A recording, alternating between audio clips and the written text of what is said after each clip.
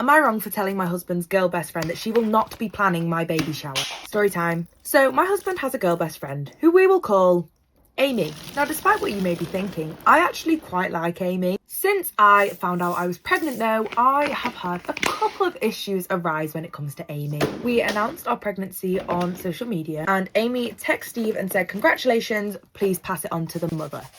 The mother? Okay, not a fan of that.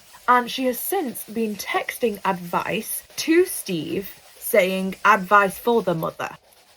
I have a name, and this sometimes includes very targeted jabs at me. Now, I kept brushing this off. It got to the point where Steve and Amy's conversations became less about the baby and more about me, which I was getting increasingly uncomfortable with him texting about me to another woman. I need a sponge. Why am I orange? Once everybody knew I was pregnant, I started to get on sending invites out for a baby shower. Next thing I know, I've got a text from Amy. She says something along the lines of this. "Hi babe, shut up. You've been calling me mother for the past 6 months, so, you know, shut up." She basically was asking and saying how she was really wanting to host the baby shower for Steve. But I told her politely that my mum was wanting to plan it and she'd been really looking forward to it. So Amy didn't reply to that message, or maybe she's just been a little bit touchy. No, she wasn't. She just ignored the message and came over to my house the next day, insisting that we should start planning.